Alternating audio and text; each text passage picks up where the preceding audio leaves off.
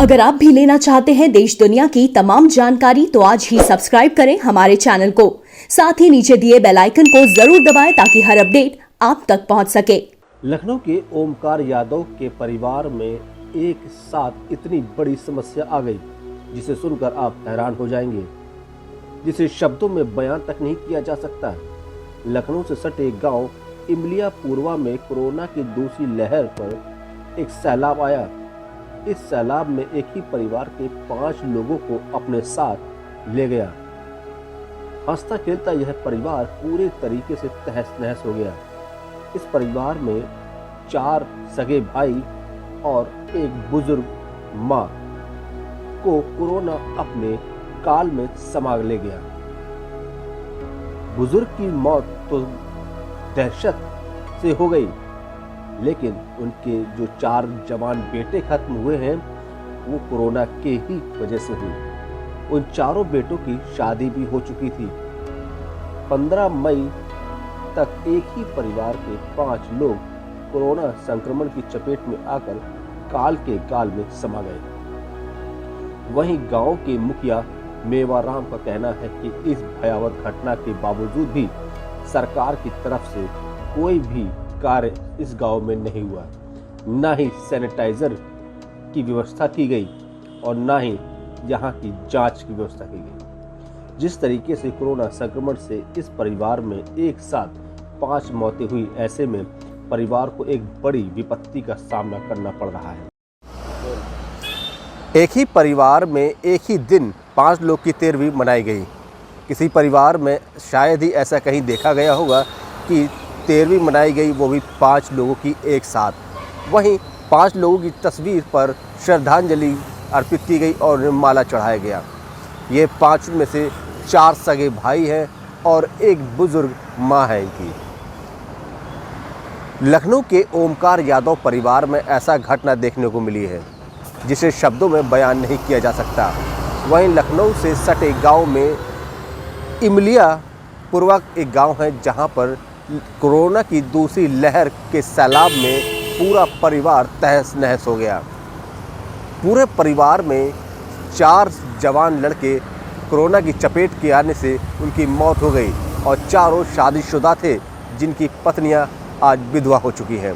और उन चारों की माँ वो भी 4 बच्चों की मौत के सदमे में सहन नहीं कर पाई और उसकी भी मौत हो गई। अब उस घर में केवल यादों के अलावा कुछ नहीं बचा है। जानकारी के मुताबिक 25 अप्रैल से लेकर 15 मई तक एक ही परिवार के 8 लोग कोरोना के संक्रमित में चपेट में आकर काल के गाल में समा गए थे। क्या घटना हुई थी? कौन है? दूसरे नंबर माता जी के बगल में।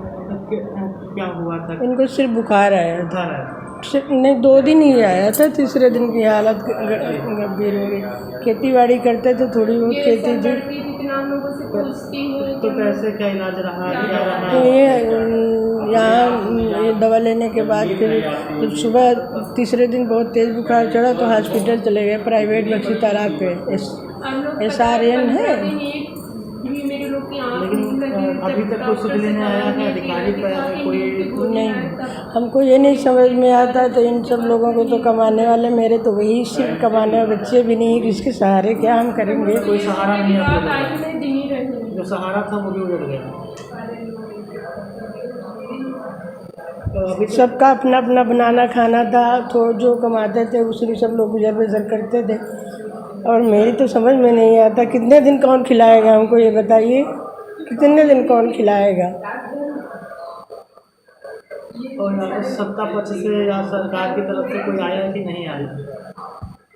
शायद ही ऐसी मुसीबत किसी के यहाँ पड़ी हो जैसे आप लोगों के यहाँ पड़ी है।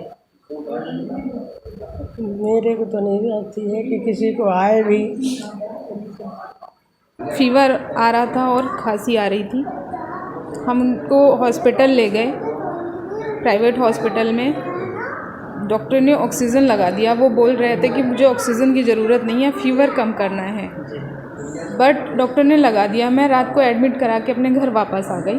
दूसरे दिन जब वो गिर गए तब मैं गई, तब से मैं उनके साथ में ही रही। दवाइयाँ चल रही थी, हम लोग को कुछ नहीं पता। वहाँ कोई भी टेस्ट नहीं कराया जा रहा था, प्राइवेट हॉस्पिटल था। फिर हमने टेस्ट करा लिया, हमको रिपोर्ट नहीं मिली 3-4 दिन में। जब हमारे यहाँ से कुछ लोगों ने कॉल की तब जाके हमको रिपोर्ट पता चली, वो पता चला कि वो निगेटिव है। बट हमारे जेठ जी हमारे सामने एक्सपायर हो गए और उस हॉस्पिटल में जो भी आ रहा था वो सारे एक्सपायर हो रहे थे। हमारे मन में थोड़ा सा डर था, हम क्योंकि वहाँ पर हर दिन यही हादसे देख रहे थे। जैसे ही भैया एक्सपायर हुए तो हम लोग बहुत डर गए। फिर उसके बाद हम लोगों ने फिर से टेस्ट कराया, तो एक्सरे वगैरह सब कुछ करवाया। एक्सरे तो हम लोग को दूसरे दिन रिपोर्ट मिली कि पॉजिटिव है। हम सारे लोग, भैया ने कोशिश की, सारे लोगों को रेलवे हॉस्पिटल ले गए। वहाँ पर 2 जेठ जी एक्सपायर हो गए और वो लोग सब लोग चले आए। मैं अकेली रही हस्बैंड के साथ, मतलब दिन भर लगी रहती दवाई। मैं सोचती थी कोशिश करूं कि उन लोगों से हमको पता चले कि क्या इम्प्रूवमेंट है, बट कुछ भी नहीं पता चल पा रहा था। डॉक्टर कोई जवाब देने को तैयार ही नहीं था, ना कोई बात करने को।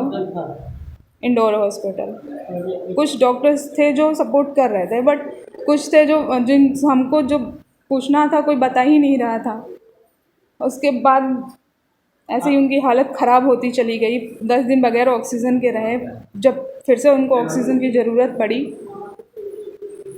तो शाम को ऑक्सीजन लगा दिया। हम लोग कोशिश किए, दूसरे दिन दूसरे हॉस्पिटल ट्रांसफ़र करवाए, बट इलाज नहीं मिला वहाँ भी, और वो एक्सपायर हो गए। वो भी एक लास्ट उम्मीद हम लोग की बची थी, वो भी चली गई। आखिरकार सरकार की तरफ से या प्रशासन कोई की भी तरफ नहीं आया है अभी तक, ना कोई सहायता है, ना कोई पूछने आता है। ऐसे गांव वाले भी थे, वो भी सब, कोई नहीं आता था, देखने नहीं आता था, दूर दूर से देखते थे। ऐसे लग रहा था कि हम लोगों ने कोई गुनाह कर दिया है। कोई बात करने को हम लोगों से तैयार नहीं है। इतनी बड़ी मुसीबत पड़ी लेकिन अभी तक कोई भी नहीं आया। कोई भी नहीं आया है और किसी से कोई उम्मीद भी नहीं की जा सकती है। बस सबको अपनी राजनीति करनी। जी परिचय अपना देना चाहिए। जी मैं सीमा सिंह यादव। क्या घटना हुई थी, कैसे क्या इलाज चला, क्या रहा? सर पहले बुखार जुकाम, ये गले में प्रॉब्लम हुई थी। तभी घर से जब मैं यहाँ गए थे मेरे हस्बैंड, तब मैं घर पे नहीं थी। मैं खुद दवाई लेने गई थी छोटे वाले लड़के के साथ। और जब यहाँ मैं आई, देखे कमरे में तो वो थे नहीं। तब ने फ़ोन किया, फ़ोन भी नहीं उठाए। फिर छोटे वाले भैया को फ़ोन किया।